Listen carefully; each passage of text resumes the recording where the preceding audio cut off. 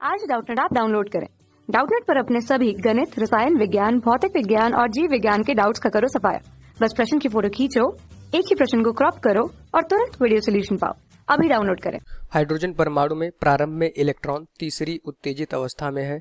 जब यह अंत में निचली अवस्था में संक्रमण करता है तो उत्सर्जित विकिरण में स्पेक्ट्रमी रेखाओं की संख्या क्या होगी। हमें क्या बताना है? उत्सर्जित विकिरण में स्पेक्ट्रमी रेखाओं की संख्या बतानी है।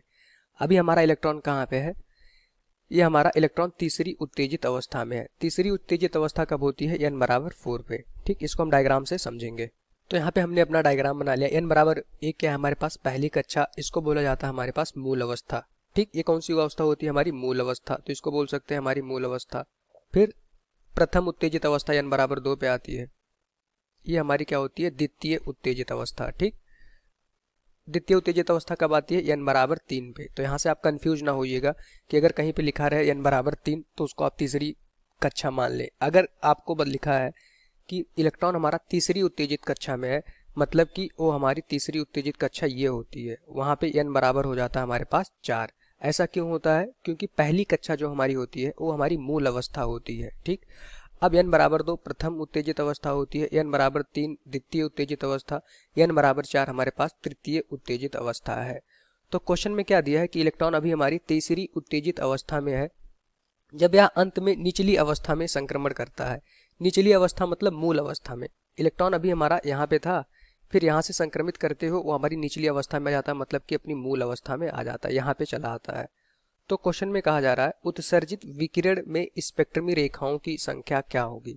तो यहाँ से तीसरी उत्तेजित अवस्था से मूल अवस्था में आने में इलेक्ट्रॉन के कितने तरीके हो सकते हैं, कितनी स्पेक्ट्रमी रेखाएं हो सकती हैं, उसकी संख्या हमें बतानी है। तो पहली रेखा हमने देखा कि इलेक्ट्रॉन n बराबर 4 से डायरेक्ट n बराबर 1 पे आ जाए। फिर या तो n बराबर 3 से, यहाँ से देखें अगर पहली कंडीशन तो ये हो गई कि इलेक्ट्रॉन डायरेक्ट n बराबर 4 से n बराबर 1 पे आ सकता है, एक स्पेक्ट्रमी रेखा हो गई।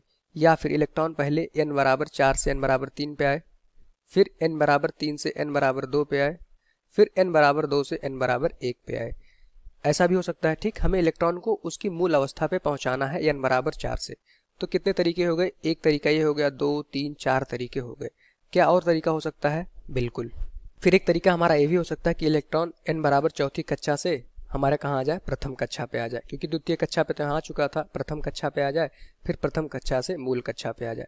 तो यहाँ से हम देखें हमारे पास कितनी संभावना है, कितनी स्पेक्ट्रम रेखाएं? एक हमारी 1 2 3 4 5 6 6 स्पेक्ट्रमी रेखाएं मिलेंगी जब कोई भी इलेक्ट्रॉन हमारा n बराबर चौथी कक्षा से n बराबर पहली कक्षा में आएगा। 6 संभावनाएं हो सकती हैं उस इलेक्ट्रॉन को चौथी कक्षा से पहली कक्षा में आने पे। ठीक, इसका एक फार्मूला भी होता है, स्पेक्ट्रमी रेखाओं की संख्या बराबर होती है। तो अगर यहाँ पे आपको ऐसे कैलकुलेट करने में टाइम लगता है, आप ये फार्मूला याद रखा करिए। स्पेक्ट्रमी रेखाओं की संख्या बराबर क्या होती है? n into n-1/2। n क्या होती है? जहाँ पे अभी हमारा इलेक्ट्रॉन है। इलेक्ट्रॉन कहाँ पे है? n बराबर चौथी कक्षा में। तो इनकी वैल्यू हो जाएगी हमारे पास 4 - 1/2। ठीक, तो यहाँ से देखेंगे, इसको पूरा सॉल्व करेंगे तो हमारे पास इसका मान आ जाएगा 6। ठीक, तो स्पेक्ट्रमी रेखाओं की संख्या जो हमारी हो जाएगी जब कोई भी इलेक्ट्रॉन तृतीय उत्तेजित अवस्था से अपनी मूल अवस्था में आता है तो कितनी स्पेक्ट्रमी रेखाएं बनेंगी? 6। ये हमारा इस क्वेश्चन का आंसर होनेगा। और अगर यहाँ से डायग्राम से देखें तो 6 रेखाएं कैसी हो सकती हैं? ये हमारी 6 रेखाएं हैं जो स्पेक्ट्रमी रेखाएं हो सकती हैं। Thank you. कक्षा 6 से 12वीं से लेकर नीट, IIT, JEE वो एडवांस के लेवल तक 1 करोड़ से ज्यादा छात्रों का भरोसा। आज ही डाउनलोड करें डाउटनेट ऐप या व्हाट्सएप करें अपने सारे डाउट्स 8400 400 400 पर।